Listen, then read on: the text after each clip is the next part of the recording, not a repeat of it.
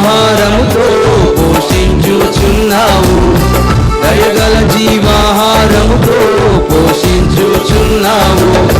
దేవాని జీవజలము నాకిచ్చితివే, నీ దివ్య ప్రేమ నాలో పొంగేను. దేవాని జీవజలము నా